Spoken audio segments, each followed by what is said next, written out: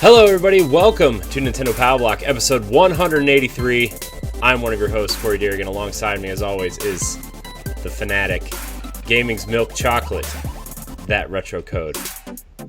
I would love to have skate or die levels in Super Smash Bros. Ultimate. Ed, there's a whole generation that plays Super Smash Bros. Doesn't even know what skate or die is. I'm just gonna tell you. There's so much stuff, Japanese stuff in that game. You just told the whole world how old you are. And what difference does that make? Don't they already know it past? I don't know. Don't they know in past episodes about that? I mean, if this is their first episode, they're in for a ride. Because joining us for the first time, and hopefully a long line of guest appearances on Boss Rush Games, are our friends from the Diggity podcast, Jeff James. Hello. And let's see. Say it with your chest. Let's see. Let's see if I can get this right. The incredible, the unobtainable, luscious Brody Fultz. Oh boy. Nailed it. Boy. I needed to know when I saw that great about your show notes, that was hilarious, because that is something that started in the very first episode of our podcast, and it has just continued as a complete joke nonetheless too. Yeah. Which is great, and that's carried on to the point where someone took the time to write that in their show notes. I'm beside myself right now. I love it. Well, that's why Oh, go ahead, Corey. Oh, I wrote it because I wanted to make sure everybody knew who you guys were. Because when people go listen to Diggity podcasts, they need to know. They need to know what they're in for. Absolutely. I have a long name. It's kind of like having like 4 middle names, except for their first names. So, it's good stuff. That's fine. Why don't you guys tell us about Diggity podcast real quick before we get into our housekeeping? Sure, yeah. So we started Diggity podcast just about, a year and a half ago, Brody? Is that correct? Or just over? Yeah, a year and a half. We started it by procrastinating starting it. As our friend... all great things do. Yes, it's all great ideas happen. Our friend Craig would listen to me and Brody discuss, gaming news back and forth over Xbox. And, Craig, we constantly make fun of our friend Craig, but he had a good idea one day, which was, hey, you guys should start a podcast. We went, hey, that's cool. And then we didn't do anything about it for 5 months. And it was at least half a you're right. year. Yeah. And then we decided we'd start it out. Our main goal of it was just kind of cut through kind of the BS, I guess, if you will, with a lot of gaming news. I've worked in the gaming industry myself on some titles, and I know kind of it can be like Rainbow La La Land from the podcasting and journalism side for video games. You can also get super about politics, which is something that unfortunately I think has crept into every single form of media to this day. And we just give our honest opinions on stuff. And even if we're fans of a game and they did us wrong or they messed up in some fashion, some form, we gotta point it out, and we also gotta praise what's great. And we go off of a rating system that we think is true life, which is buy it, don't buy it, or rent it instead of 7.1, 7.3, 7.2, all that kind of stuff. So just kind of get down to the core with the fans and the gamers, and try to give an honest review and honest opinion of games and news. Yeah, nice. Well, you guys cut the BS. Our shows are all about the BS. It's all right. Don't worry about it. We'll talk about something, jump into a whole nother topic, and then go from there. That's not BS. The BS. No, yeah. Lying about stuff, or just being like, hey, we just got X amount of money from this person, so I can't talk smack about this game. Yeah. Crashes constantly. If you listen to very many of our episodes, you'll realize there's plenty of BS. I know that. Thing was we just didn't want to do any of this. Nobody's paying us, nor would we ever let anybody pay us to give them a good review. So it was more of a from our side, we wanted to just be as brutally honest as possible, and that's kind of something that we've really enjoyed doing, because it is fun, because everybody else will praise a game and we'll just completely take a dump on it. Yeah. No, I get that. We get that a lot, right, Ed?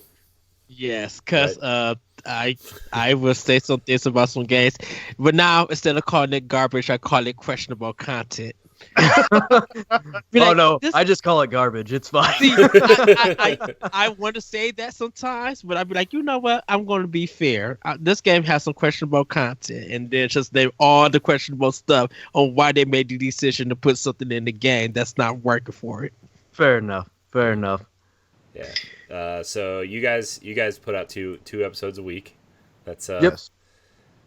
Yeah, every Wednesday and Friday, and then we record every Tuesday and Thursday night, so it'll go up on YouTube for us on Tuesday and Thursday nights live. But yeah, the normal audio podcast would come out, pretty much essentially everywhere on Wednesdays and Fridays. So except for Podcast Addict, which we just kind of found out last week or whatever. I think it's up there now. Yeah. Yeah, I think we're good now. We keep finding these things where it's like, hey, here's another podcast site, and you're like, all right.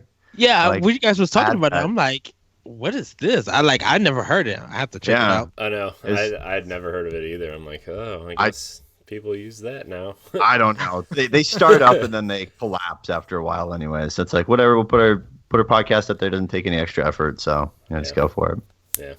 Yeah. Well, you got everybody listening should check out the Diggity podcast. It's a great podcast. Like I said, I wish I found you guys earlier. It's a great show. Same here. Yeah, it's fun. fun. We appreciate it. Thank you guys. Yeah, it's really a fun show. So, but we're gonna get into some of our housekeeping. For those of you new here, welcome to Nintendo Power Block. Each and every week, Edward and I, as well as our friends from around the internet, come together to talk about the latest news, rumors, stories, and games from the world of Nintendo. You can join us live on Mixer and Twitch at Boss Rush Games Live on Monday nights, or watch or listen on Thursdays on your podcast service of choice and YouTube. If you're listening on Apple Podcasts or Spotify, please rate and review the show. If you're watching on YouTube, please subscribe. And remember, you can subscribe to our family of podcasts on our website at bossrushgames.com/subscribe. Just search Boss Rush Games. All right, I guess we'll start with what we've been playing. Brody, we're going to start with you. What are you playing this week? So last night I just finished up the DLC for Fire Emblem Three Houses, the Cindered Shadows DLC. Just beat that, so now it's time to start a whole new campaign and lose another 50 hours of my life. I know. I'm like, last night when we were recording our Xbox show, I was debating on whether or not I should get Darksiders Genesis, and I got it, but then I'm like, I went to bed and I was so tired, but I'm like, I want to play something. And I went back to Fire Emblem. I can't help it. Oh, it's so good. I can get entirely lost in that. That's one of my favorite franchises. It's definitely up there. So, just finished that up, and then I just since I finished it, I kind of went back into Tokyo Mirage Sessions.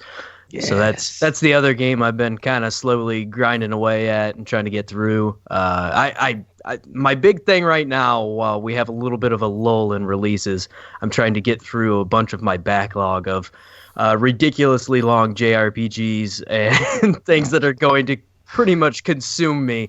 This is the next one. This is a smaller chunk. I think it's only about 20 hours long or so. Then I got to play Astral Chain, which I heard you talking about on your last episode. And then I have Ni no Kuni, and I have just a ridiculous amount of games. I'm a big JRPG and tactical real-time strategy type games, so that's my big thing. And that and Zelda games. I have fallen in love with you. I just downloaded a bunch of JRPGs too, like Dragon Quest. I downloaded. I got Torn of the Golden Country, the Xenoblade expansion. Tales of Vesperia Definitive Edition. So I've got a lot of RPGs to play through too. Oh, you got a lot of time ahead of you. I know. And look, thank God the Switch can come out of the dock. That's all I can say. I mean, no kidding. Yeah. Wait till you get to Final Fantasy 12. Yeah, right. Don't remind me, dude. Just don't remind I still have like 3/4 of Persona 5 to get through that my PlayStation hasn't turned on in a long time. So okay, gotta set up the back burner. Isn't it so weird that PlayStation 4 got all of these high numbers of selling systems, and everybody was so hot on it when its system came out, and now it feels like nobody is paying attention or wanting to play it. Yeah, everybody but I'm in our playing on a screen that's like 5.5 inches right now. like us in our crew, you like a lot of people that I'm looking at and talk to, they barely play their PlayStation 4. Everything has been Switch, Xbox, or PC. Is there dust on your PlayStation, Brody? I mean, Oh, absolutely. There's dust on everything. I mean, too. Don't look around here. It's dusty as hell. But yeah, the PlayStation gets turned on every great once in a while. But a lot of times, like Jeff and I, we play on Xbox, so we do a lot of chatting back and forth about podcast stuff or just chatting with some of our friends. So it's easier for me to just jump into a party on Xbox and call it good. But it's not that I don't like my PlayStation. It's just it's not my favorite child, if you know what I mean. No, look, we get it. Like our whole group that we podcast with is all Xbox and Switch stuff, right? Like, I mean, I think Ed and I, out of the four of us, Ed and I are the only two with PlayStations, and they're pretty much our exclusive machines. Like when something comes out that interests us, that's exclusive. That's yeah. If it's a PSN flash sale or they don't got it for Xbox, I'll get it for PlayStation, and that's pretty much it. It's just weird on how everybody was hot about the system, and now it feels like it's died out. I mean, not that like we're gonna sit here and talk about PlayStation for a half hour, but like it just kind of feels like they're reverting back to PlayStation 3, PlayStation, and I think a lot of people. And like Xbox is making all the right moves with Game Pass and all the services they're offering and their box is great and everything. Like I just feel like PlayStation is kind of stuck, right? And we talked about it on Arsenal X last night where Microsoft, even though their box might cost more, like they might come in under PlayStation's cost because they can supplement the cost with Game Pass, with game sales, with PC sales, with Steam, like because their games are on Steam, they can supplement that way. Like they can supplement so many different ways where like maybe their box costs $500 to manufacture, but they can come in at $450 or $400 or There's subscriptions in software. Yeah, we talked about it on an episode a couple weeks ago, and we had just said that. I mean, my thing is that Microsoft has made kind of an environment and an overall encompassing brand for gaming versus PlayStation is just kind of has the box and then they just have like little puzzle pieces here where it's like, hey, we kind of have Game Pass, but not many people really, it's not marketed as well out there.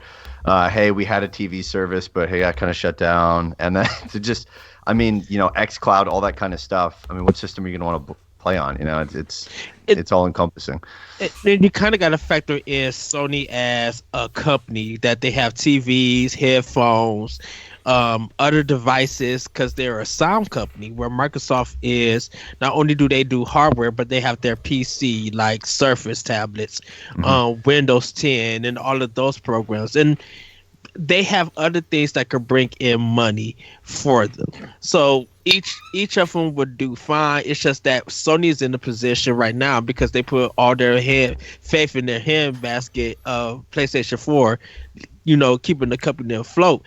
If PS5 doesn't do good, what is going to happen to Sony? Because of their movies, like their Columbia movies and music department, if they're not doing good, Sony's going to be in a big world of trouble if PS5 doesn't do anything. I mean, I think PlayStation's been their top brand for so long anyway. Like like for a while, that PlayStation was the only part of their business that was making any money. Yeah. So, but you guys don't see value in the Angry Birds movies. I mean, I do. That first one was not good. I can't wait to watch the Uncharted movie when I'm 61 years old. Yeah. That's pretty optimistic. I'll pass. I'll pass. I'll just watch the new Tomb Raider movie again. Tom Holland's gonna look pretty old by the time. Tom Holland's gonna be Sully by the time this movie comes out. Right. Let's be honest. Have a recast. Oh, man. Again. Yeah. Remember when Mark Wahlberg was supposed to be Nathan Drake and the movie took so long that he is now Sully?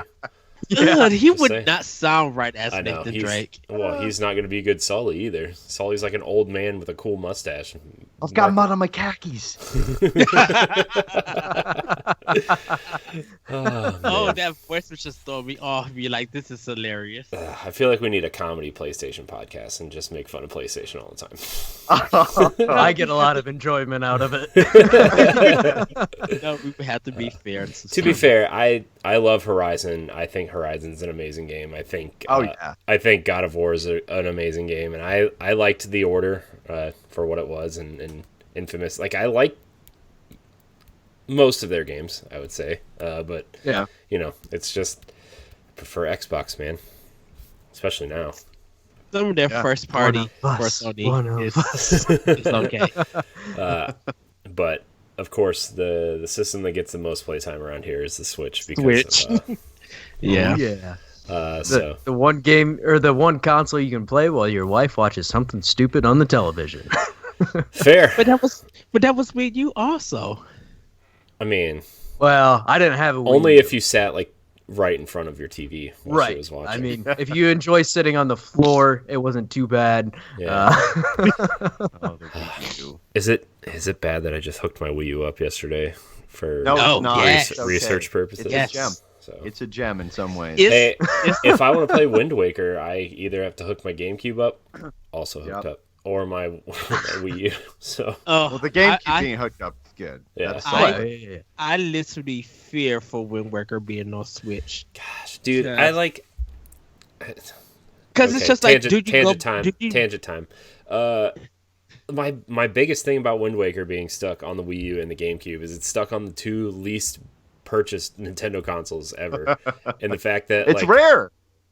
yeah, it's rare. But it's just like, come on, man, just put it on a console that everybody has so people can enjoy the game. Yeah. I used to have it on GameCube. I used to have a ton of GameCube games, and I have no clue what happened to them. They all just disappeared when I was a teenager at some point in time, and just gone. That's so sad. In the It Game is Boy sad. Advance adapter. Oh, I think my brother stole my Wii U. How did the heck that happen? I don't know. I'm just thinking about it right now because I remember going back to his home in January and visiting him for Christmas. In December visiting him for Christmas. And yeah, I saw it there. I think we should drive up there and rough him up a little bit. Yeah. Take it back. Customs, what'd you bring back from Canada? A Wii U. Wii U. Detain this man. Oh, wow. Jeff, what are you playing? Playing anything fun? Anything cool? Anything we can make fun of for the next 10 minutes? Can you make fun of Overwatch? I can. Probably at some point. Okay, so I played some Overwatch, and then on the Switch, I actually dove quite a fair bit into Ni no Kuni. So I love Ni no Kuni. I've praised Ni no Kuni on the podcast for a long time. Played it back on way back in the day in college, and got Brody to finally purchase it. So I love it on the Switch. It's great. Been having a blast with it. There's some things that I forgot about it in terms of like where you have to find stuff, and then you're like, oh, they're not making this easy to find stuff and walk around for it. But other than that, I'm having a blast with it. Love the art style in it too. Yeah. Dig it. Yeah, it's on that old Switch wish list, that And thing. Overwatch continues to ensue rage in my life. So, I mean, it did that for me for a while. I'm not gonna lie. Yeah. There was two games that did that to me for a long time. One was Destiny, and one was Overwatch. And Oh, really? yeah, Destiny 2 for me and Overwatch continually. yeah, Overwatch is a bad relationship. I keep going back to it. it's fair. I keep telling him it's an abusive relationship, but he keeps crawling back. I keep telling him it's not healthy. You need to get out of it, and he won't. He can't. So- I try to help him. Competitive mode. I mean, when I play competitive, it's nice. I mean, here and there, and then sometimes you have to wait like 30 minutes to get a match going for what role you want to play. Yeah. It's nice, and then other times I want to bounce my head off the corner of my desk. Yeah. It's a love-hate relationship. Yeah, absolutely. Hey, that's fair. Overwatch will do that to you. Ed, what are you playing? What's your giant list of Nintendo games this week? How many games Last did you week buy? I thought he was done, and then he just kept going. I know. And going. I know. On Boss Rush, I had to say, Ed, you can only pick 2 games to talk about this week because there's 4 of us. It's like the guy then that, everybody. hey, you want to see pictures of my kids? And he pulls it out, and then it just keeps going, and it keeps unfolding. So he'll limit me to 2 games, but then everybody else, the one who have like 5 to 6 plus games that they played, it's just like, wait a minute. So I mean, so to be fair, I did put that in the group chat that said, only pick 2 or 3 games, guys, because. And you the one that started off that went more than 3 to the game. Hey, I had to talk about my 20 minutes with Tokyo Mirage Sessions and my 3 minutes with Mario Kart and jumping back into Breath of the Wild. You know, I had to. You know, I can't help it. Tokyo Mirage Session FE Encore is what I'm playing right now. Truly loving this game. It's getting really funny, and it's just like. I think everybody's almost close to level 30. I think I'm 20 hours in right now, but I think I'm like on the 5th chapter right now. I don't know how many chapters are to this, but I feel like I'm halfway through the game, and there's still more that I got to get through. I started up a game called Goblin Sword. It's a game that I got for like $3 last week that just came out. It's a nice platforming game. It kind of reminds you of Monster World on the Sega Master System. Okay, yes, that's how old I'm going far back. But it's a really cool platforming game. I really enjoy it. Snack World, the Dungeon Crawler. This is a game developed by Level 5, published by Nintendo. Once again, this game is hilarious. The writing is like, even though it's for kids, it has adult innuendo into it. It'd be like, Daddy, I want it. And the way that the girl is saying it, she's a princess in a rabbit sexy outfit. And it's just like, kids should not be looking at this game. But it is hilarious. The writing is hilarious on it. Like, the king is shady. He was just like, oh, I thought you were a venture, punk. I guess I'll work with you. And he's just like, wow, like this game is, even though it's for kids, it has so much adult content in it. The writing is phenomenal. It's very comedic. What's the rating on it? It is E. It's with a E sexy bunny costume. Don't worry, it's pixelated. You can't tell. No, you can look at it and be like, oh, she has boobs coming out. Wonderful. It's cleavage. Like, and even though it's $40, it just came out. I was just like, this might be on my game of the year list. Like, starting now. It's wacky. It's not hard to meet your game of the year list. Oh, trust me. Game of the year. Boobs. Which Pixel boobs. Game of the year. Picked up Darksider Genesis. Played a little bit more of it. It's fine. Like I said on Boss Rush, it feels like a Darksiders game. From control to artwork. I'm really waiting to get more into it once I get done with Tokyo. I'm gonna try to jump into it before I jump. Well, actually, I need to jump back into Breath of the Wild before I jump into. Will you finish Breath of the Wild already? Will you just finish it? Okay, I am. Okay. I have it in my case with me that I carry my Switch, and I need to put it in. This hypothetical third game we've been talking about for 3 months is going to be out before you finish this game. It is true. Astral Chain, I'm playing more of also, and man, I am hyped for Bayonetta 3. I really want Platinum just to bring me some, because like Astral Chain is Die Hard meets anime, meets like B flick kung fu action, but it's so good, so stylish, beautiful colors. I really hope that Nintendo plan on doing Astral Chain too, because I like the detective work, not just like the fighting in this game. Working with the Astral Chain itself or the Legion itself is still, I still try to get my hands wrapped around it, but like when you sync up and y'all both do a combo, it's so cool. And it's just like, I could see this as once again another animated movie, because I want the Star Fox animated movie, because when they did Star Fox Zero, they had that little animated cartoon short. And I'm like, I want this as a cartoon series or I want this as a movie. And I feel like Astro Chain could be in that same vein with that. I'm down for more Slippy. Yes. Can it just be about? Can it just be about Slippy? The whole show, just Slippy. Yes. Slippy's daily life outside of Star. You're speaking Jeff's language. Slippy's one of my love languages. The lesser known sixth love language. I don't know if I should be concerned or not. That sounds. I'm not concerned. I was just like, I don't. Don't be. Don't be. Look, Okay. I'm like this. Do explain. Bayonetta 1. I working also do that because I never played it on 360. I've been 2 chapters from finishing that game for about a year now. I don't know what it is. I just can't. I think that's called giving up. I don't think that's your 2. It's still installed, Jeff. Don't give me that. I feel like Bayonetta 2 makes it hard to go to Bayonetta. See, I never played either of them. So I bought the dual pack, and so I started playing through the first one, made it to chapter like 14, and I literally think there's only 15 chapters in that thing. I'm on the last 2 chapters, and I just have to sit down and spend like an hour to finish this thing. I think it's actually 20 chapters. 18 to 20 chapters? It may be.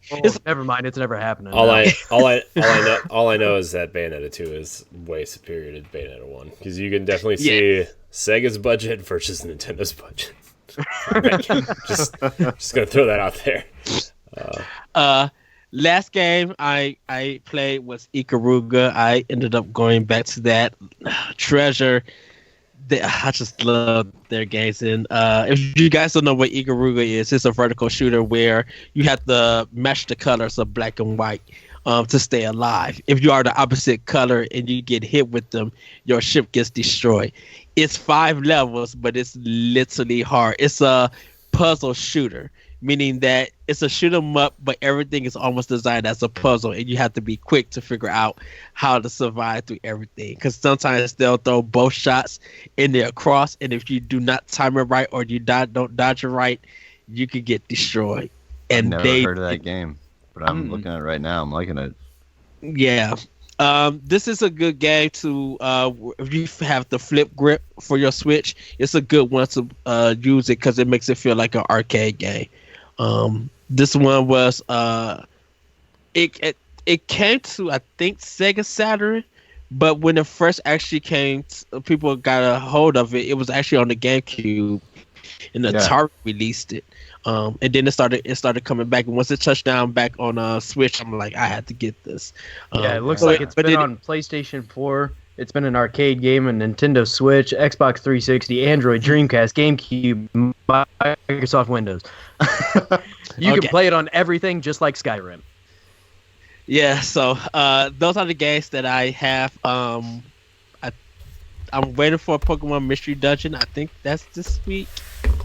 Or is it next week? 28th, 27th, something like that? It may be next week because I know this Friday should be Devil May Cry 3.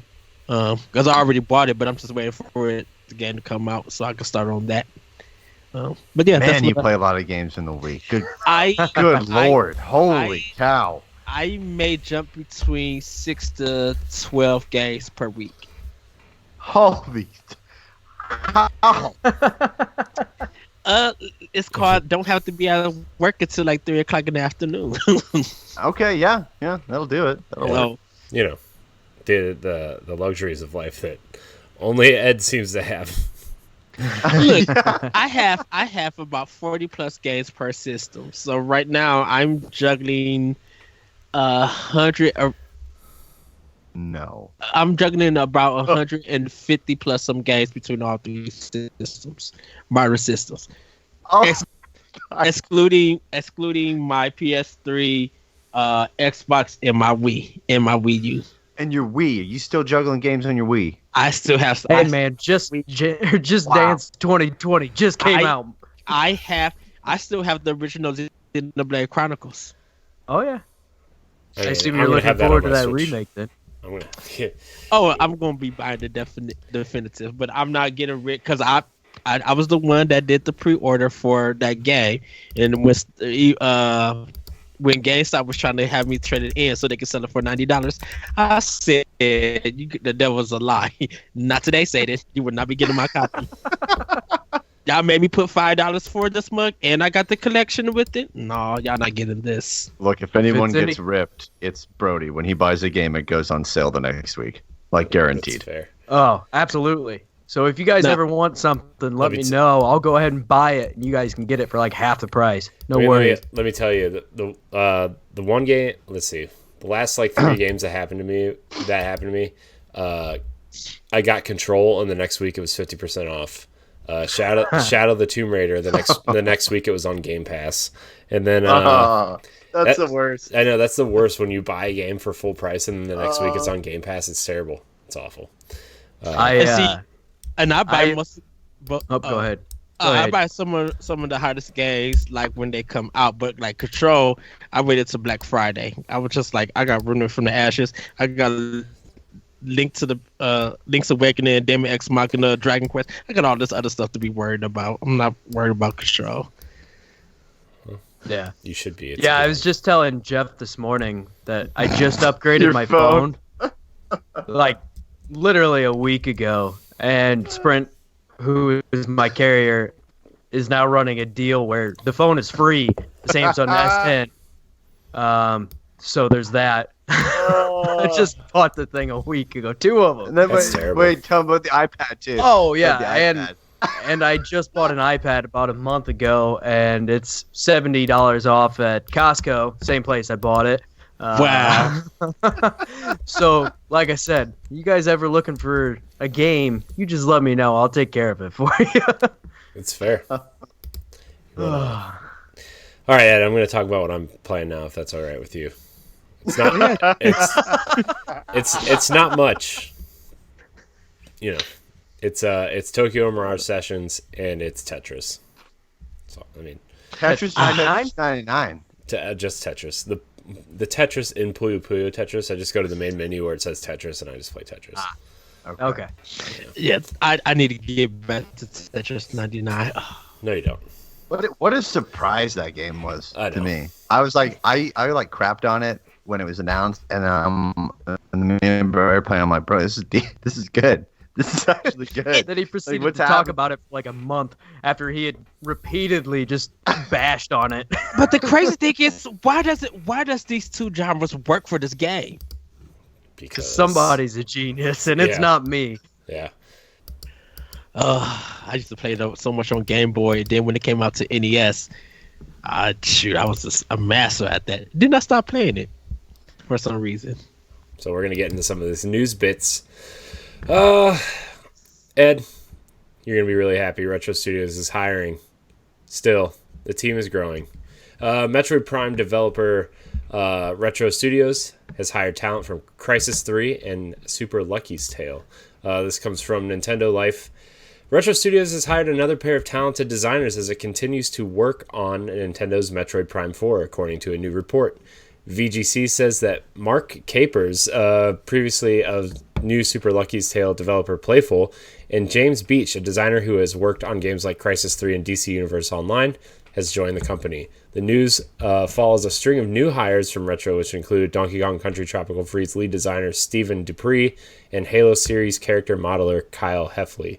The report notes that both Capers and Beach are set to work as environment designers in their new roles at the company. Retro's job page is also still advertising for a lead animator, senior designer, and many more. So, still hiring. I don't like I said, I don't know what Metro Prime 4 is going to be, but the day they announce an actual date for pre-order, I'm just going to go ahead and pre-order it because the talent that they are hiring is insane.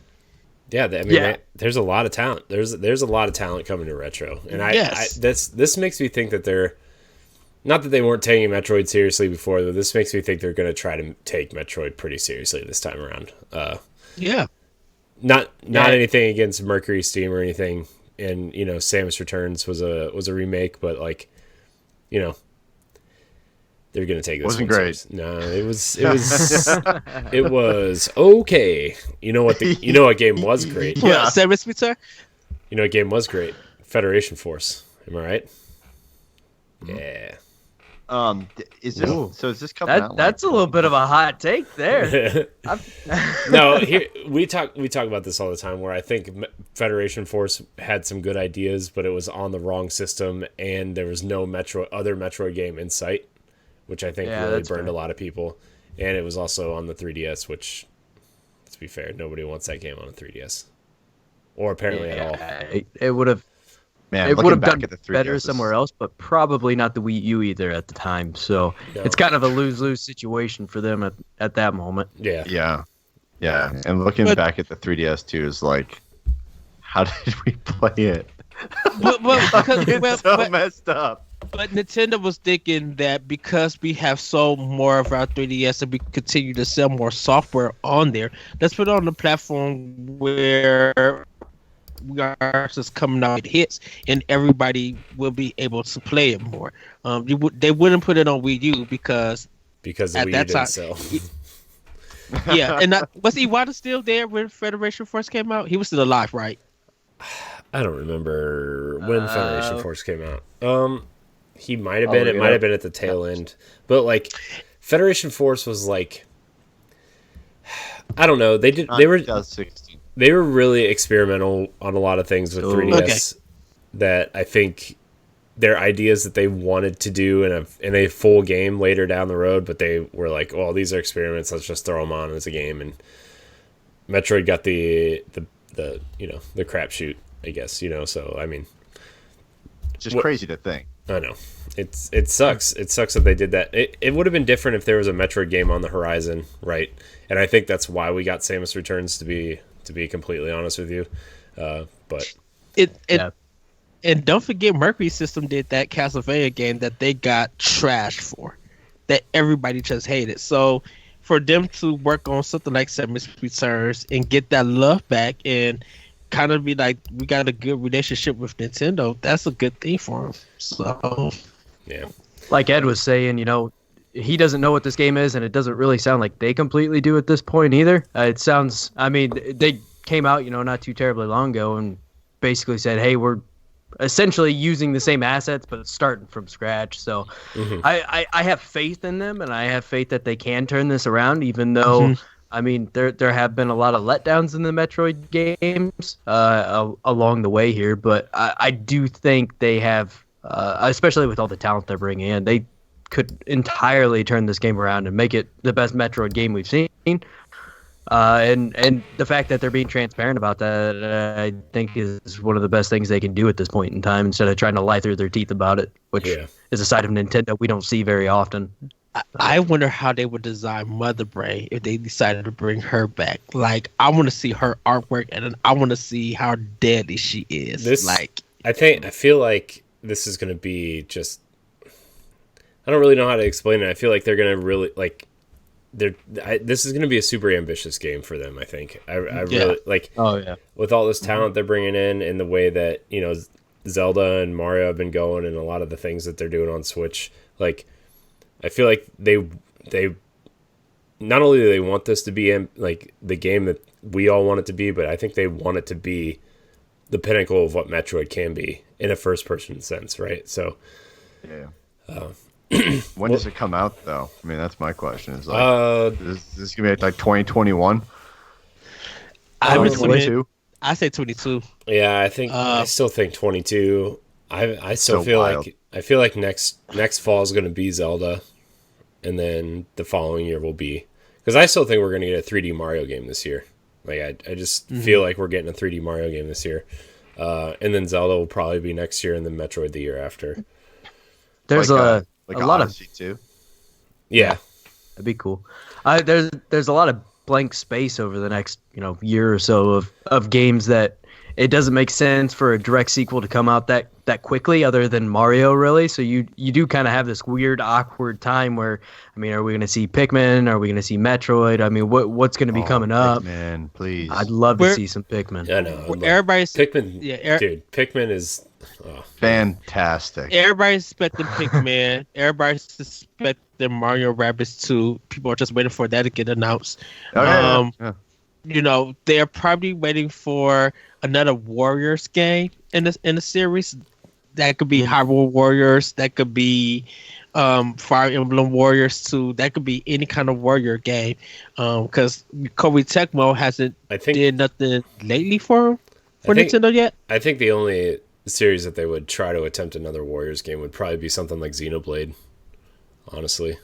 Yeah, that would work. But also, all right. I know, right? Mario Kart Dynasty Warriors. Double Dash. Let's the go, baby. mashup you did not know that you wanted. Let's go, baby. Double Dash. Can we please get a new Mario Kart, like a Mario Kart Deluxe?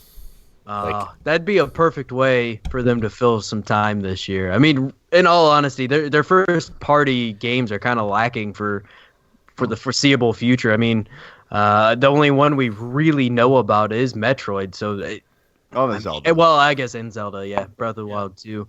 But I imagine that's still a little ways off, maybe. Yeah. I don't know. They could pull the Majora's Mask here and release it, within a year or two of, this fall. Obviously, this at this fall point, Breath of the Wild's been out 3 years. Yeah, I mean, this fall will be 3.5 years. I mean, it's not like they can't make a game in that amount of time, right? Well, yeah. Especially if it uses the same map. I mean, but it's just all drastically different tone and environment to an extent. Yeah. It totally is possible. I mean, they've got all the systems in place. They've got all the animations they want to use. They've got the character models, right? Not that game development is this easy, but like they just have to make this new map and like create some new puzzles, and we're good to go, right? Like, I mean, how hard is it to make a shrine? It is Nintendo, right? though. Drag and drop, man. It's no big deal. It is Nintendo, though, and this is a company that makes a new engine for every Mario Kart. I know. True. Tailored to that Mario Kart. But there's a possibility of seeing an announcement for ARMS 2, a possibility of seeing Splatoon 3. Really? He's on this Cannot- ARMS. He swears ARMS 2 is gonna come out, and why? Nope. Because we don't know. Because ARMS did sell well as the new IP, and Nintendo recognizes that it's still a big community. You know what else sold well that we're probably not getting a sequel for? Anthem. So my argument against ARMS is it was one of 4 games that was out when the Switch came out, and that's why it sold so well. I don't mind the game. My kids love it. I've played it, and I think it's a good game. But I have seen a ton of people have a little bit of buyer's remorse in a way of purchasing that game for the price point it was at. I think when people were playing the demo, they felt like they were sold on the game. And at least Nintendo put it out there to be like, yeah, we're trying something, but we want to give you guys an idea. Because a lot of people take ours like it's a fighting game. Like, if they had an opening area for ours at Evo, that thing would be filled up quickly. Because they had esports, right, for it? Didn't they have like a tournament or something like that? Yeah, they had like a year. Yeah. That would be the weirdest event at Evo. Yeah, you got Mortal Kombat, Street Fighter, Blaze Blue, and ARMS. ARMS. And the crazy thing is, a lot of people will watch that ARMS one. You would. I'm sure. Surprised, because I think even Nintendo Life did a story about it, talking about there is an ARMS community, and because of the sales were so good, Nintendo would be like, we're going to give you guys another ARMS. I would say if they don't give us another ARMS, I think we'll get a Punch Out game. I can see that. I mean, you got Punch Out on the Wii. Yeah, so I think Splatoon 3 is more likely than a new ARMS, to be fair. Oh yeah, which is so weird to me that they've been so adamant on, hey, we're not working on Splatoon 3. Why not? It practically printed you money. Make another one. I know. It's fun too. Oh yeah. Yeah, I would spec a Captain Toad Treasure Tracker 2 because that did. Okay, well. yeah. And a Super Mario 3D World Tour. I would actually love to do Super Mario 3D Land. Take that Super Mario. Did you see the new rumor that was floating around Reddit? Is that they're gonna do like a Mario 3D World and 3D Land like combo pack? The 3DS one. Look, probably not gonna happen, but that's the rumor floating around on Reddit right now. Is like they're gonna do both games, and I'll be like, all right, whatever, sure. Give me my dang Super Mario 2. They're gonna do each one, and they're each gonna be $60. I know. When is Let's Nintendo be bundle honest here. Is it bad that I would buy both of them too? I mean, No, good I games, would. man. I would love to see WarioWare come back yeah. on Switch. Oh yes, it has to. Although it's such a goofy series, but yeah, I think that'd be smart to bring back. I want the Elite Beat Agents. That's what I want. Oh, okay. Yeah. You know what Yeah, games? that'd be cool. You know what game Okay. people want on Switch? Persona 5. What? That leads us into our next story. Yeah. Hey, nice segue. I know. I'm working on that all for like a whole 3 minutes. Sorry. This comes from IGN. Keep fighting for Persona 5 on Switch, Atlus says. Atlus tells us Persona 5 on Switch won't happen unless fans keep asking for it. Okay, thanks. Because fans haven't been asking I know. for it, Right. Persona 5 still hasn't been announced for the Nintendo Switch, but publisher Atlus says it doesn't want fans to give up hope just yet. Rumors have swirled around the potential Persona 5 Switch port for a long time, with a bogus Best Buy listing and even popping up in 2019, but that momentum has slowed considerably. So IGN asked Atlus communications manager Ari Advincula, did I say that right? I don't know, maybe. If it was finally time for fans to give up hope on a potential port during a Persona 5 Royal preview event earlier this month, to which she responded, "I am a strong believer in never ever give up hope." Then it goes on to talk about Persona 5 Scramble and all this other crap. So They just want to watch us beg. I know. No, to me, I really don't care because it's just like, give us Shin Megami Tensei 5 that you guys were supposed to be promising us when the system came out. Finish the game that's supposed to be exclusive to the system first. And have hope. I don't have no hope. They should. I don't have no hope for this game. Atlus People says were keep already fighting, begging Ed. at this. Keep fighting. But they were fighting for it when the game came out for PS4. Have you physically asked them to build it because that's what they're telling us to do? I'm trying to have Atlus finish the game that they're working on now. I'm like, y'all already know that y'all get buku bucks from Nintendo fans. Look at all the games that y'all put on 3DS to keep your company afloat. It's only common sense to put Persona 5 on Switch. That's the only way I'm ever gonna beat it. Let's be perfectly honest here. I mean, that's the only way I'm gonna get reason farther. that I wanted to come to the Switch, just so I can finally beat that game. If we do get it, though, is it the base version or will it be the Royal version? That's the real question. There'll be two versions. I would guess, knowing Atlus, it's going to be the base version, and then they're going to make us beg again for Royal in 2 more years. No, I think it's going to be a special edition because I think they're going to sneak in Tokyo Mirage Session into it. If Atlus is working with Nintendo to get this game on it, Nintendo's going to stuff something in that game exclusively for Atlus to do. I mean, I bet there might be like costumes or something like they did with Bayonetta. Yeah, I would say there's some costumes. That would make sense. I highly doubt. Also, knowing Nintendo, they're not going to give us anything that large for free. It would be like a random costume, but it would also cost you an extra $10 probably. if Atlus is able to put the Joker costume in Tokyo Mirage, there's something going on with a deal like that. Nintendo's going to stuff something, Fire Emblem, Kid Icarus, whatever. There's going to be something in that game that's special for a Nintendo.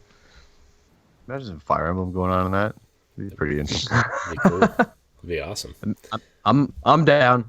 I'm always down for more Fire Emblem. Yes. I want. Dude, when they were teasing, when what, like 3 years ago, Ed, when the rumors were coming out about Fire Emblem, it being like a pirate game, like a pirate strategy game. Man, I think about that all the time. They probably pivoted. Yeah. Were you on board for the pirate? Yeah. Version? Yeah. Okay. Yeah. Totally on board. I mean, I love Fire Emblem, but like, I would like them to change up the setting a little bit once in a while, you know.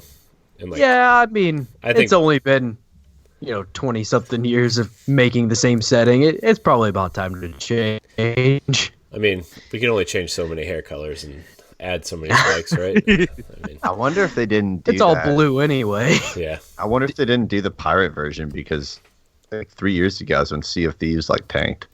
Yeah. And when everyone else was making pirate games, like that was the thing. It's like let's make a pirate game. Assassin's Creed, hey, let's pirates. I think because of the success of Awakening, they decided to kind of stick with that formula. Yeah. You know, if Fire Emblem has always been big in Japan, so a pirate setting would resonate well with Japanese players than it would American players. So Well, I you think know that's what? probably Japanese people need to learn how to like pirates. That's all I'm saying. That's right. That's right. Hot takes. You That heard it on depends on- Foul Block. Isn't there a thing where they can't have pirates or something like that? Or is that China? That's something China would I do. think Maybe it's China. Because China, you That's can't have South skeletons China. or anything like that. I don't know, man. Well, there might then be some China doesn't get spooky, Fire like, Emblem pirate lore. pirates. Japan. They just got Wii games on the tablet. Yeah, HD Wii games. Thanks, Nintendo. Speaking of, let's move on to this next story. The Nintendo PlayStation prototype console will be the most expensive video game item ever. Current bid at $350,000. God. Dang. Yeah, this is a big thing. Man, I can't believe this thing is selling for so much. And like the losing, like the bidder is a collector. He's not even like part of a museum or like a historian, right? Like he just collects things because Yeah, I he's don't know rich. why I didn't go to the video game museum. I don't know why I did. I mean, Yeah, like, also, like honestly, it's expensive, but it's kind of like a hot piece of like it's a hot mess yeah. of a plastic box. No, is- yeah, it's definitely Super Nintendo yellow, like hardcore yellow. yeah. So Yeah. Oh yeah. it looks like it looks like it was sitting on a stovetop at some point too. Like it's just this gross yellow. But yeah, man, this Nintendo PlayStation is like the fact that it's like one of the only working prototypes known, right? Like that just tells me like it should just be somewhere. That's- The about only thing that, I would have cared for if Square Enix or Squaresoft at that time actually had Secret of Mana Super NES CD for it. I was listening to a podcast the other day. Did you know that if Final Fantasy VII came out on this Nintendo PlayStation, it would have been something like 30 discs? Because Yeah. it Wild. was something ridiculous. Like, so What's even crazier is that if there wasn't the dispute, I mean, we wouldn't have Nintendo and PlayStation be separate entities. I mean, I know. it's pretty nuts, right? Like that they could have literally merged. But it was so weird because Sony was making games for the Sega CD. Yeah. Yeah. But remember, I mean, Nintendo's NES, right? That was a complete, crapshoot in the fact that video games had crashed, and they put in this. They called it the entertainment system, and they actually sold it in the toy aisles Yeah. rather than the electronics section to sell as a toy rather than a computer. Yeah, and when So they sold I mean, it, they probably were like, "Holy crap, we sold a ton of these. Gonna make another one. yeah. So go for it." And Plus- I mean, Plus, like they designed it to look like a VCR, so it would look like it would be Yeah. part of your entertainment system instead of like a interesting. So, but yeah, I wanna see like a game on this thing. I bet I you know- can't even run it, dude. I bet you. I mean, I bet it doesn't either. There but, is like, video. There is video of it of someone booting it up and showing No it way. off. yeah, That's so dangerous. Why would you? I wouldn't even take the. They Yeah. I know. they did it to see if they could get it working, and it actually did work. I think it may be on YouTube. I know they was talking about it that someone got it up and running and put it in one of the discs that came with it, and it showed that it was running like you said, a Super Nintendo, PlayStation, or something like that. yeah, This expensive, rare piece of hardware just catches on fire. I know. It's like those special edition like Street Fighter cartridges that you can buy, and like they just tell you don't put this in your Super Nintendo because it could catch fire. Right. But spontaneously combust. Yeah. I wonder if Nintendo actually got the design plans from Sony stuck in their headquarters. Like it's showing all the stuff that they used to make that. Well, I know I know that Sony destroyed all of theirs, and Nintendo there was 21 working prototypes at one point, and Sony destroyed all of theirs. And Nintendo's execs are supposed to destroy theirs when they went with Panasonic, but a couple people kept them. So there's like 5 existing ones in the world, and this is the only working one. That's like my favorite thing is the quote in the article where it says, "I can't keep losing money. I put a lot of work into this by traveling with it, and we've made nothing on it." Every trip that we have taken with it has cost us money out of pocket. Like, wow. What do you think? People are gonna pay like $5 to get into PlayStation in a glass case in a tent, right? Like, it's crazy. Yeah. I don't know. It's interesting. Do we know how he found it? I think someone was selling it in a garage sale. Yeah, it was like awesome.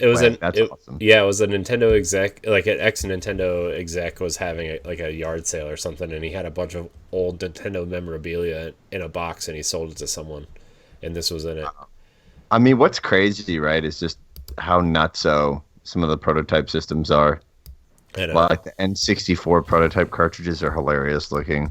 They've got like a T-bar handle on them, and you like rip them out of there. I think they were called Dolphin or something like that, right? Or was that GameCube? That was GameCube. That was GameCube because it was Ultra 64. Oh, yeah. I love that name for that system. Well, I mean, sucks for this guy. He turned down $1 million offers, and now it's up to $310,000. I mean, yeah, kind of. Probably should have sold it before he wasted a bunch of money traveling around, hoping people would just throw money at him for owning the thing. Right. I would have just gave it to the video game museum. Just be like, here. Yeah, I would have. I mean, he probably could have got some sort of deal from them anyway, right? I mean, I'm sure. It wouldn't have been millions of dollars, but it would have been a nice chunk of change, I'm sure. Yeah, and shoot, most of those places even do like a lease. They'll lease it from someone or whatever and pay them so like much, an exhibit. just to keep it on display. Yeah. All right, we're gonna move along here. Crytek's free-to-play online first-person shooter Warface gets surprise release on Switch. Warface is a free-to-play online first-person shooter from Crytek. Was released today on the Nintendo eShop. It is out now in Australia and expected to roll out globally within the next day. It is available now. I checked. Doesn't look real good. Not gonna lie. So there's that. I played it on Xbox, and it's pretty much essentially what you just said. It's not very great. Yeah, I have not played this. Like, what? I mean, what is it comparable to? I mean, it's just a free to play. It's kind of like it's got a lot of like PvP stuff, and it's got some co-op stuff. Like they have raids in them and stuff, but they're not like Destiny style raids or anything. They're more just like you go in. It's almost more like horde mode stuff. So I don't know. It's not. I didn't play it long enough to even like. I couldn't even tell you what their PvP stuff is like. It's just not great. I was about to ask: is it on the level of SOCOM from PS2, or is it like SOCOM's way better than this? Yeah, it's under SOCOM. Yeah, way under SOCOM. SOCOM Navy SEALs? Yeah. Dude, SOCOM was something. It was something. They made a SOCOM for the PSP, dude. I know. Remember the game Unit 13 for Vita? No. Oh, it was kind of like a portable SOCOM. It was pretty good, and then Zipper closed because, well, they didn't sell Vitas or any of those games. So the Vita. Rip Vita. Was all Sony.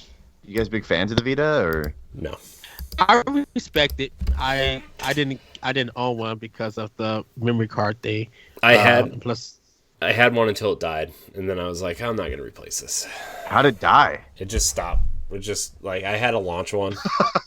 And then it just like the screen was started to flicker, and like it just at one point just kind of like burned out, and I was like, well, that was fun. I guess I'll play 3DS now. So yeah, it's kind of how that went. All right, our last story. Man, there's a lot of news. Ed, we never do this much news. Why is there so much news today?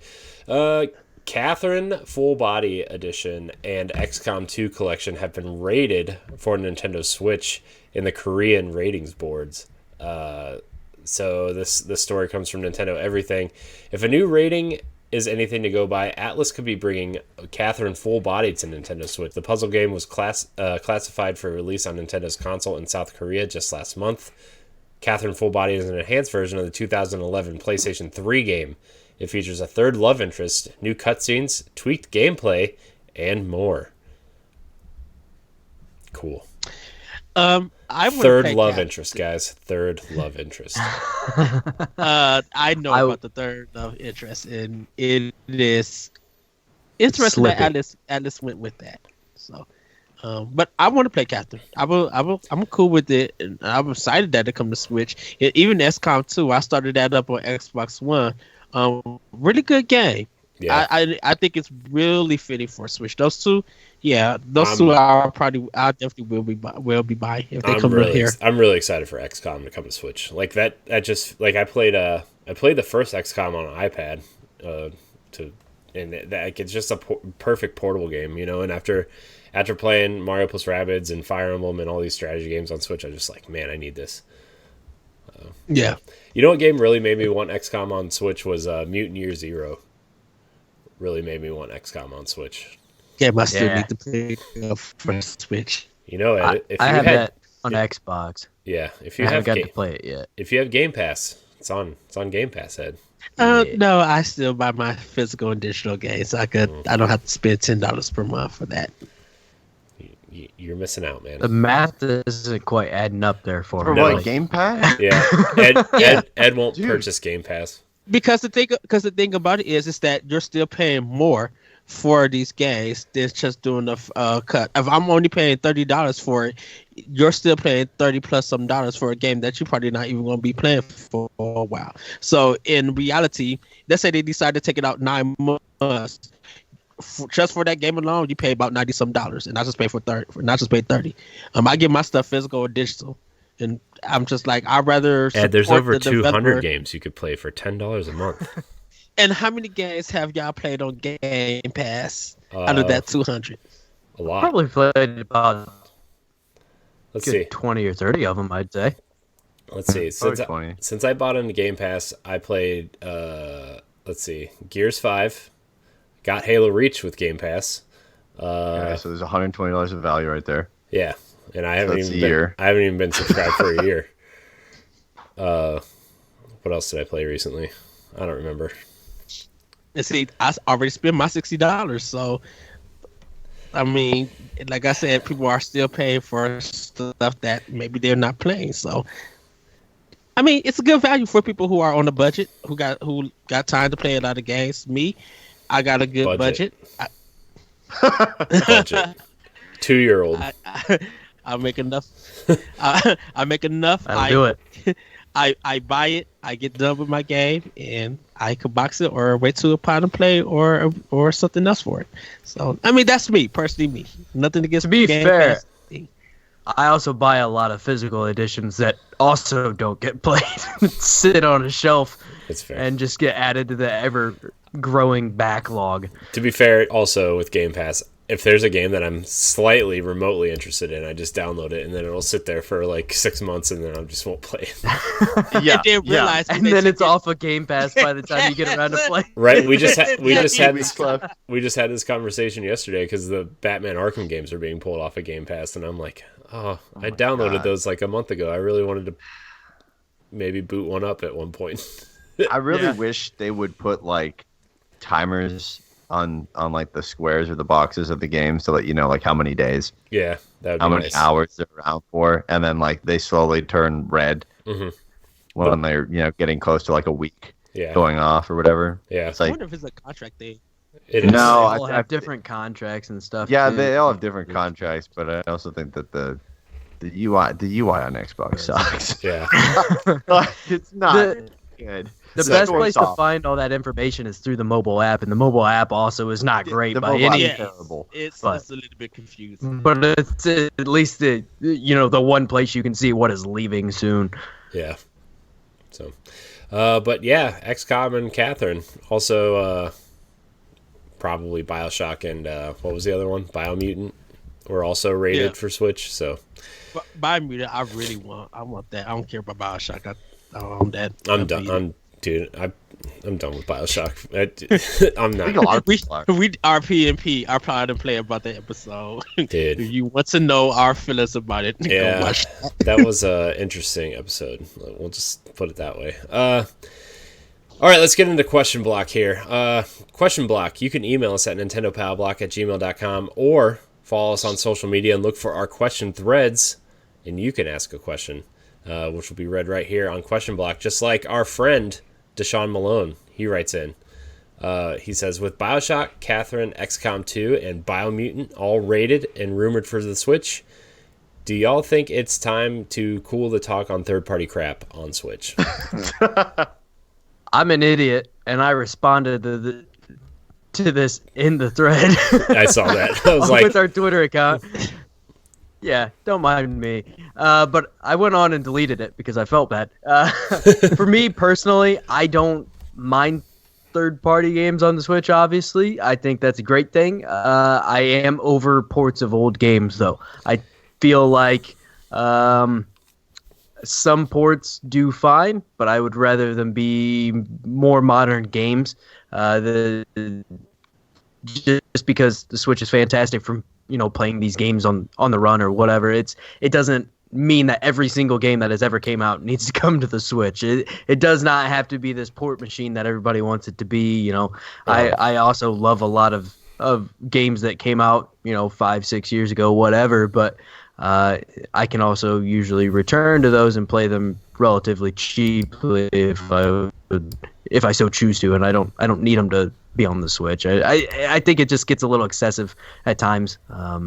And I mean, all these games are not even remotely new. At least with Catherine, this is a relatively new remaster that they did for PlayStation, I believe within the last year. So that one at least makes a little bit of sense, but yeah, I don't know. Yeah, I mean, I'm with you. I'm like Biomutant is also really interesting because that game is coming out. That's not even out yet. So that's a little bit more exciting than getting a Bioshock collection on Switch, right? Like I get people love Bioshock and they want it everywhere and they want it in their veins and they want to shoot electricity out and whatever. But like I don't need another Bioshock collection. I don't need okay, XCOM 2 I will probably get, I'm not going to lie. But, I mean, I don't need it, right? I want new experiences. I want new games. And, Ed and I used to talk about, like, when Doom and Wolfenstein got announced for Switch and how big of a deal that was, which was interesting, like 2 or 3 years ago when they were announced, right? But, like, I want to see new experiences. Like, I mean, Doom Eternal, Switch probably not going to be the ideal place to play it, but at least that's a new game that's coming, right? It's all preference, but I do like the third party support on Switch. I just want those new experiences. So. Jeff, I'm gonna let you go first, and then I'll respond. All right. For me, I think what Brody had said, if it's in the Catherine side of stuff, like cool, that's fine. When it comes to the Bioshock stuff, it's like those are old games. Like, I mean, let's just not even, sugarcoat it. It's an old game. And the last one was released like 8 years ago. Yeah, I know. And they're, I get it. Like, some people are like, oh my gosh, huge fan of this. I want this. I need this. Make a new one. Make a new one that goes on Switch. And oh wait, it won't. Okay, cool. But I don't think putting. I think if a game is like any more than like 3 years, so like pretty much the life of the Switch, then I don't really see why it should be honestly on the system. Yeah. And also, it just crowds the shop. I mean, the shop sucks for finding stuff. I mean, dude, the eShop is just the eShop is terrible, dude. If they don't find the game the day the game comes out, you're lost forever. Like, it's terrible. Well, this is the thing about. Well, the thing about this is that, and this might be like kind of like a 2-part answer from me. I'm not mad that they're bringing all of these ports out of to the Switch, because the thing about it is people have been crying for third-party support for Nintendo platforms, and because Western third-party decided no, because you guys are not online, you guys don't have the fan base, we feel like we'll lose out a lot of money if we put your stuff on our stuff on it. But now that people are seeing indie games selling, a lot of first party selling, you could even put an old port of a game on there. Look at Diablo 3 and how that sold on Switch, because people love it, but it's also on cartridge. You know, the love of cartridge has came back to a lot of people. So if they're going to be making, if they're seeing a third party is seeing other third party people making money off of this system, they're going to continue to put some of their old stuff because they feel like in their business mind that they could get some of that money too and build up people's collection. Yes, we do want new stuff, but it's going to be up to Western third party if they're willing to put the effort into it. Don't give it to somebody to port stuff.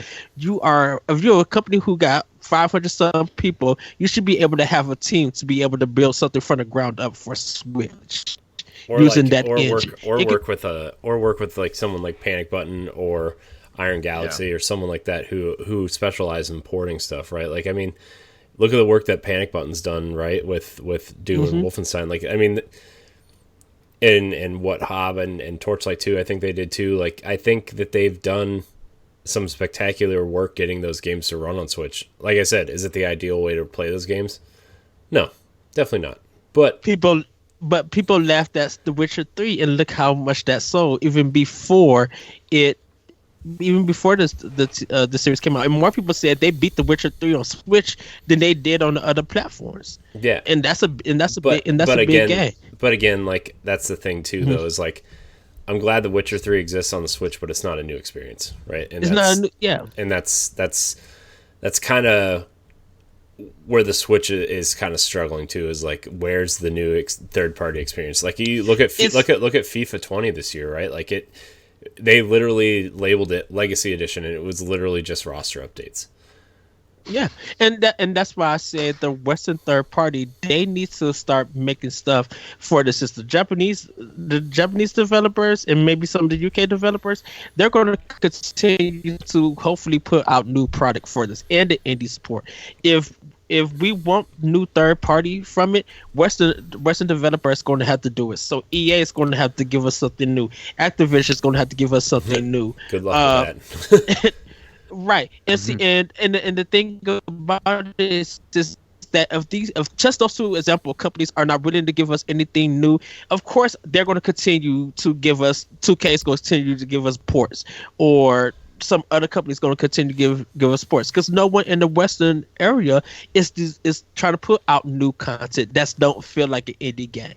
You know, we should have got Darksiders 3 the same day that game came out for PS4 and Xbox One. You already see how this game is doing in the series, and you already, if you are a community manager, you're seeing on social media that people want those new games on Switch. So get a team to bring that out on Switch along with the other developers, whether you got the delay or not.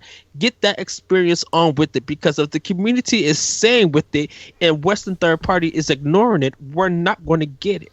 Yeah. We're going to continue to get ports, and that's on the Western developers instead of us as the consumers. The thing too is, I think at a certain point though, I think some of these companies are seeing dollar signs way too much, and it becomes this thing of, yeah, Doom can run on the Switch, but should it? Probably not. It's laggy and it has issues. What they did to get that to run over there is incredible, but like you were saying, you know, it is certainly not the optimal experience. No. And I think a lot of times, I mean, none of these companies are ever going to do this, but they need to really evaluate what they bring to Switch. And it is difficult because not everything should be played on the Switch. Things that are more of like a certain stylistic choice, like a Persona. Like Persona 5 would run fantastic on the Switch because the way the graphics are set up, it would be perfect. It's not demanding of the console, and so it could run, you know. And like Breath of the Wild, it is a gorgeous game and it runs well because of the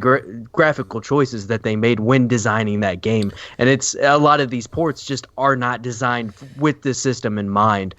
And so it works. I mean, in theory, and I guess technically in practice as well, but it also is not great most of the time. I mean, when Activision, like, sorry, Ed, I didn't mean to interrupt. Oh, go ahead. No, go ahead. I was just going to say, like, when you look at Activision, they're not going to port Modern Warfare over, right? But I think Crash and Spyro and Crash Team Racing were great choices for them, right, to port there, right? And I wish, I mean, I kind of wish, EA would kind of look at their catalog and look at the same thing. Like I think Plants vs. Zombies would be a great addition to Switch, because that audience clearly wants something, and they, like, the Switch has Splatoon, right? I think Plants vs. Zombies fits that mold to an extent, right? And I don't know. I think that, that companies just are seeing dollar signs, and if, like, if it's worth porting something, is it worth porting it compared to the sales that we're going to get from it, and are people going to be happy with it and everything? So,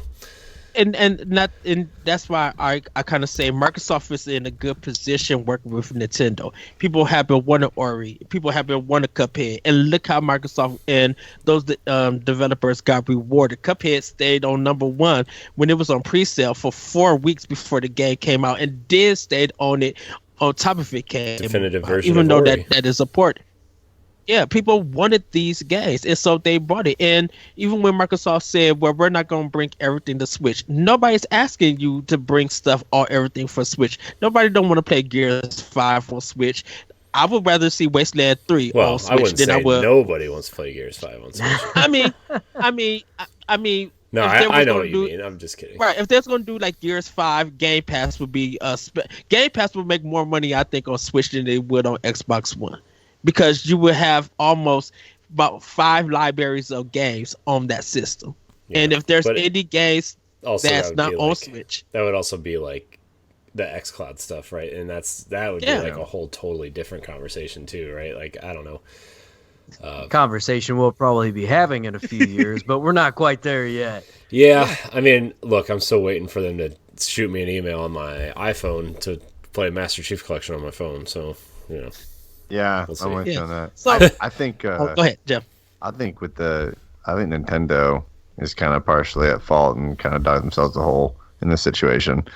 I mean, look, they always have all the games. Yeah, but the difference on this issue is that, I mean, they're always fighting a curve, but the curve is accelerated so much faster over the last little bit, and I think now it's really, really hit them. Where, like, if I'm a company and I'm building up for the next Xbox and the PS5, I mean, I can't feasibly put my game on the Switch. Yeah, but even in most cases.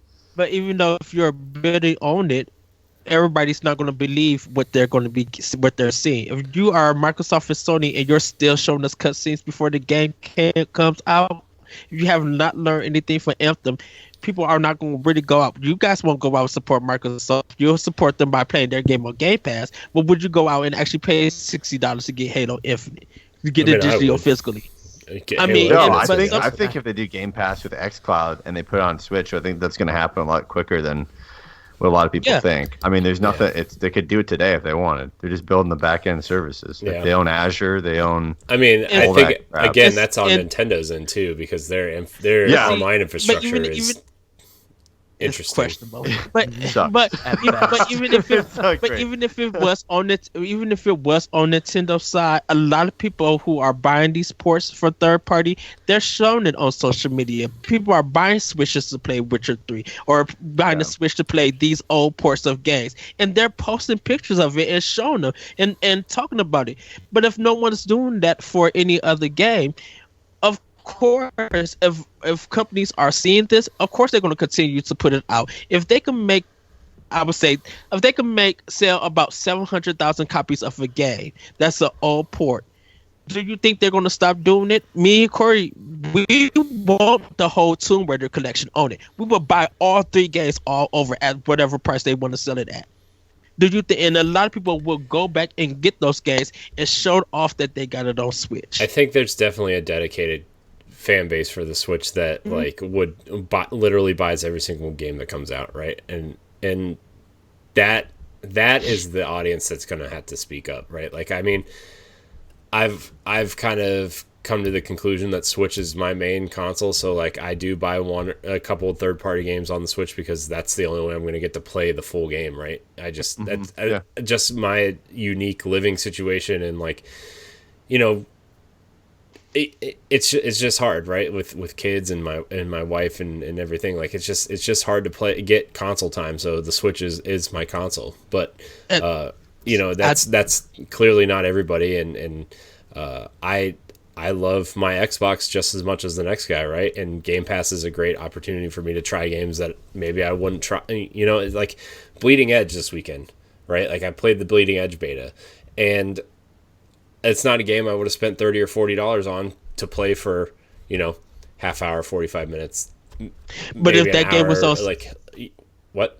But if that game was on Switch, people would go and support it on Switch because it's a physical and digital game. Well, I mean, I think the biggest thing that's new, I should say. I think the biggest thing with a lot of these ports is it is a little bit of a double-edged sword where you're seeing things like, yeah, these are, you know, The Witcher is selling crazy, but also at the same time, it was directly before the Witcher Netflix series is coming out. So there's a lot of hype build up there. So that you get a little bit of a false readout, you know. But at the same time, I am happy that some of these games do come to the Switch because it does give some people the opportunity to play these games that normally wouldn't or have not had a chance in the past because maybe they are a Nintendo fanboy or whatever, and so they aren't playing, you know, they didn't play BioShock or they didn't play XCOM or they didn't play, you know, whatever it is. So it is a double-edged sword. Like I do like to see it, and while it may not be for me, I don't necessarily have a problem with it per se, other than the fact that with how the eShop's laid out and everything, it becomes a problem there. Other than that, I mean, it doesn't directly affect me in any way, shape, or form. Yeah, and more of the eShop if you're going more digital, because more people are willing to go buy physical for Switch than any other console in a sense. Yeah. You know, like if Grand Theft Auto 5 was supposed to come to Switch or Red Dead Redemption 2 was coming to Switch, you know people are going to buy that physically than they will digitally. That'd be an expensive cart right there. And you know what? People would spend that whole money. If people are spending that money for a game and an amiibo still to this very day, they'll spend that same amount of money to do it. Yeah. Put the Mass Effect trilogy on Switch and see how many people would still pay $60 to get that system. Do it digitally and physically. The 60 a piece, right? Yeah, and people probably would be, to be honest. I would say at least 30. I would say 30. 30 for the first one, 60 for 2 and 3. Yeah. How many of us would be at Target and Best Buy trying to get that game physically? I mean, I would. And then Andromeda is free. Yeah. Jeez. Oh boy! All right, we're gonna okay. We're gonna move on to our last question here. So we've been going kind of long, but so our last question comes from Samantha Cross. She asks, "Hey guys, Jeff Keighley is not hosting E3 Coliseum this year, and Sony is skipping again. What do you expect Nintendo's show to be?" I don't expect Nintendo Direct. Yeah, I don't expect Nintendo to Live. really change anything, right? Like they're gonna have their Direct, right. They're gonna do their 2 or 3 days of Treehouse, and we might get 1 or 2 big announcements in the Treehouse outside of the Direct, and that's gonna be a Nintendo show, right? Like I mean, that's been pretty standard for the last 5 or 6 years at this point. So, I would like to see a good Direct and not the 45-minute Smash Direct like they did that one year. Yeah, I think they're gonna have it very like they had last year. There's still some indie games that didn't come out, like the Pairs of Dragoon. I don't know when Streets of Rage 4 comes out or anything. There probably going to be some new announcements, some updates. We might see some new amiibo, probably get a Smash DLC, and they might talk about them and bring them to the show. We might actually get a limited edition Switch of some certain game or something. We probably might get a Netflix game. I don't know, Stranger Things 4, whatever. And we probably would get something maybe like literally out the box. Maybe Sony and Nintendo might have a game together. Like Sony might put some of, let's say, because I think Sony published Helldivers. Was that right, Corey? Yeah. Maybe Sony put Helldivers on Switch, like out of the blue. You'd be like, wait, what? Maybe we get PUBG. Maybe we get. I I wonder Apex how. Legends. I wonder how much. I mean, this is a tangent, but I wonder how much Sony is going to start opening up within the next couple of years, like Microsoft has, like putting their smaller IP on competing systems. You know, like I think, like we said earlier, Ori. That's if you're playing on console, Ori is the definitive edition is on Switch because it's the only version on console that runs at 60 frames a second, right? And I wonder if Sony is brave enough to put Knack or Ratchet and Clank or Sly Cooper or something on Switch or something. You know, like I wonder. Jack and Daxter. Yeah, Oh. I wonder if they're going to be brave enough to do something like that. The way that Microsoft has kind of done that. I mean, we're never going to get obviously Horizon or God of War or anything like that on a competing console, but we had this discussion a couple weeks ago on something where we were talking about like Microsoft has such a unique strategy now where they're like putting Cuphead and Ori and Minecraft and all these smaller IP that aren't quote system sellers on other systems actually benefits them because they're still getting the money from it. Like I wonder if Sony's going to start doing the same thing because we're seeing probably Horizon coming to PC, right? Probably. I mean, I think that's just yeah, for sure. really bad secret at this point.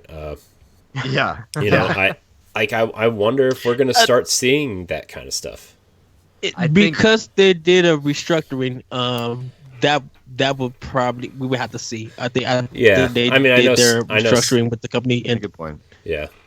This would have to be a drastic change for them. I mean, it's not something to where they're going to keep operating the same way and then bring their games over because they're going to have to focus way more on the idea of being a service like how Xbox has been doing. But if they keep operating it at the same way they are, I mean, I don't know if you've ever gotten into an argument with a PlayStation fanboy, but their biggest thing is always the first party games, we have the exclusive games, yada, yada, yada. And if PlayStation doesn't have that anymore, then what do they have? I mean, we know that so all too well. they lose part of their argument.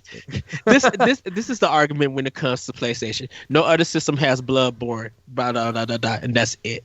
Yep. And it's just they're desperately grasping onto that, and so in order for that to change, then they have to become strongly service based, like how Xbox is setting up, or else it's not going to work. It just won't. So I mean, look, I get it. Metacritic speaks a lot, right, to people. I think Sony's games do score high, but like they're all first of all, what bothers me the most is they're all third person action games. First of all. That just bothers me a lot. Whereas Microsoft does have a lot of varied exclusives now, right? But I don't care about The Last of Us. Like, you know, I mean, again, it's all about preference, right? I don't care about The Last of Us. I don't really care about Uncharted. Like, it's fine. It's a fine game, but like I prefer Tomb Raider. Made a lot of them. Yeah. I prefer Tomb Raider over Uncharted. I prefer Halo over Killzone, right? The only two games that are going to get me to buy a PlayStation 5 are God of War and Horizon 2, right? Like those are the games that I say, look, when PlayStation gets low enough, those are the games I'm buying, right? And that's kind of what my PlayStation is now. I mean, it's been sitting here on the floor. I moved into the place that I live now in November. I've had my PlayStation on twice. Once was to turn it on and hook it up to the internet, and one was the other night when we recorded our Yakuza Let's Play. That's all. That's the only time I've turned my PlayStation on. You know, and it's not like, you know, it's about the ecosystems now, right? Like it's just about ecosystems, and Microsoft has done such a good job of sucking me into the Xbox ecosystem. I prefer Xbox over PlayStation anyway, but like with Game Pass and my friends are there, and it being able to have a friends list across my phone and my PC and Xbox and everything else like that. Like it's about the ecosystem that you're in, and like, yeah, you're gonna either be a Nintendo or you're either gonna be an Xbox or a PlayStation guy. But I think, you know, Xbox is clearly using Nintendo as a platform where they can explore their IP. Like, to me, I wonder if Sony's going to start doing that as well, because I think Sony still views Microsoft as their main competitor, and Nintendo's just kind of like this side thing, right? Like, That's just how I view it. So Nintendo's and inseparable. and that's why I feel like E3 this year for Nintendo is going to be big because, and I feel like it's going to make the show better because we don't know what's coming. And that's always good when we have these wild theories of what's going to be there. I mean, it's a common thing that we do every year, but like, what is Nintendo going to do? Nintendo makes E3 in a way exciting. Of course, Microsoft is going to have the talk of the town because of Series X, pricing, seeing some games, they launch, how the controller is going to be, how stuff is going to connect, if there's going to be different bundles. All of that stuff is going to be in Microsoft leading. Plus, a lot of people forget, like, again, not to keep saying what we talked about on Arsenal X last night, but we talked about how, a lot of people are already going to be experiencing next-gen games if they have an Xbox One already, because, those games are going to come to Game Pass and they're going to be scalable down to the Xbox Ones and the Series X. We're not going to get Series X games for like 12 to 18 months, but like that's secretly their door too to get people in, right? Like if you get Game Pass and you have an Xbox One, you're like, oh man, this is awesome. I can play Halo Infinite. Oh, that's a pretty version of Halo Infinite. Maybe I'll buy that box, and that's how they're going to get people into their ecosystem. So. Yeah, Jeff, go ahead. I'm sorry. Nintendo will do. I think they'll announce xCloud partnership. Microsoft. It's a bold prediction, but I think they will talk about xCloud on Switch. Let's do it. Yes, let's do it. And I think that Microsoft ultimately wants to buy Nintendo after a couple years. Didn't they already try to buy Nintendo at one point or discuss? Disney did. I know Disney that. did. Disney tried in the past. Microsoft tried in the past also at one point, telling there's rumors, talks of it, but I could totally see Microsoft in like. I know Microsoft tried to buy Sega. 5 years trying to buy them. But I think Sega should have let them. I know. I think I want Double Dash so bad. Double Dash. I just want a Mario Kart so bad, man. Look, what I want is like I want you to be able to choose between like a standard cart or a Double Dash cart. Like I think that would be cool if they had. Yes. I'm fine with that. Like if they gave me like Mario Kart 8 mechanics, and then you're like, oh, do you want 1 or 2 players on your cart? I'll take 1 or 2 characters, please. And then just keep pumping out DLC packs. Like here's your Nintendo 64 remake, tracks. Here's your new characters that come with that. Here's your GameCube pack. Here's your Wii pack. You know what I mean? Like that's what I want. I want the Mario Kart Ultimate, like Smash Ultimate, but I want the Mario Kart version of that. I think we will see that at 23. I would give it not 22, but at 23. I think we'll see that next Mario. I don't know. Wait that long, man. Do that because we've been playing Mario Kart 8 since 2012, dude. Like the thing, right? But the thing about it is Nintendo has a lot of stuff in production that we don't know, and plus they're working with Bandai Namco, they're working with Platinum, they're working with Koei Tecmo, they may be working with Capcom, be working with Konami, they're working with other developers that they got stuff planned. So what are they right now? They're probably focusing on Zelda, probably focusing on Mario, Star Fox, and Pikmin being in the pipes and stuff. They're focusing on a lot of stuff. Hey, we may get an Advance War game. We may get a new RPG from Nintendo. They're working on so many projects that to put Mario Kart Give me Conduit in. 3, cowards. Is focusing on. Nintendo is focusing on the mobile stuff right now with Mario Kart, and once that passes, then they'll start focusing on official Mario Kart for Switch. And by 23, there should be one ready to go. I want to know what Racing 2. There it is. I want to know. That's a possibility. Look, but that's a possibility of coming back and Rare owned though, which is now Microsoft, and that becomes a licensing hell that no one can ever crawl out of. If a Mario Kart does not get announced at the Z3, I will send you a Diggity T-shirt, Ed. If it doesn't get in now, if it doesn't, I swear to you, I'm almost certain that they're gonna announce Mario Kart. That rumor though a couple weeks ago that said Tuesday I would hit you with an email with my address. I mean that rumor a couple weeks ago was like that their big game, Nintendo's big game this fall has tires in it, was like the quote, and I was like, well, Dude, they're totally gonna announce something, and then their new theme park in Japan, and that also opens in Orlando, has a Mario Kart ride in it. Yep. So they're totally gonna play off that 100%. And then I totally think that they're gonna do a new Donkey Kong. If they do announce it, I'll have your choice of a $50 eShop card or an Xbox Live card. That's live. Yeah. That's live, folks. No, I want Switch, man. I want Switch Online, or I want eShop. I want eShop. So Corey, no, I'm still sitting over here just waiting for themes for my Nintendo Switch. That's okay. Right. Oh, okay. That's right. Yeah, if that happens, I would send you a gift eShop. Ed's gonna try to make himself broke over there. He's like, you get a gift card. I want a Yoshi theme for my Switch. Ed's over here like we eShop talk about Oprah. this. We talk about this all the time. How Nintendo, like, to us, it seems so obvious. There's so many times that they just leave money on the table, like the themes. How many people bought themes for the 3DS? Like all of these different things that are fairly, relatively easy, right? And you can make insane, just print your own money. I mean, it's ridiculous, and they just don't do it. I mean, it's just bizarre to me. I was buying things almost every time they came out on eShop on the 3DS. Like, oh, that Sonic one, I need. That Pokemon, definitely need. If they came out for shop, heck yeah, I would buy that in a heartbeat. Just different colored Joy-Cons. Oh, the DSi, he's rocking Look it. at that. I'm. It's dead. I don't even know why I'm trying to turn it on. It's a paperweight. I think Nintendo killed this year D3. Yeah, I think a lot of cool first party stuff, and I would expect to see like a higher tier Nintendo Switch with a higher quality of material. I think. Yeah, and if they don't bring it, and Microsoft comes out, I'm gonna give it to Microsoft. I like I said, I don't feel think like that they're gonna make a higher quality one, Brody?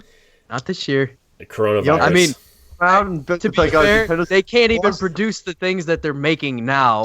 They true. can't even keep Ring Fit Adventure and the Animal Crossing Switch in stock, and they've come out and said that they're not doing it this year. Not to say that companies have never lied about that before, but I believe them in this case.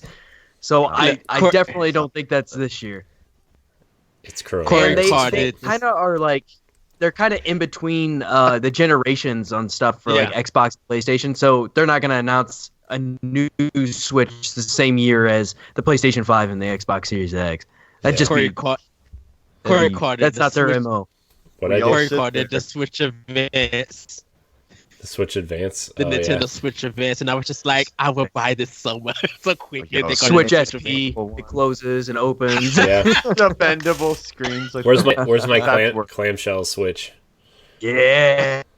Yes. The mirror. Yeah. That folds up. Right. Oh man. Well, I think that's going to be a show, guys. I want to thank everybody for watching and or listening. Remember, you can email the show at nintendopowblock@gmail.com. Just like our friends Deshaun and Samantha did.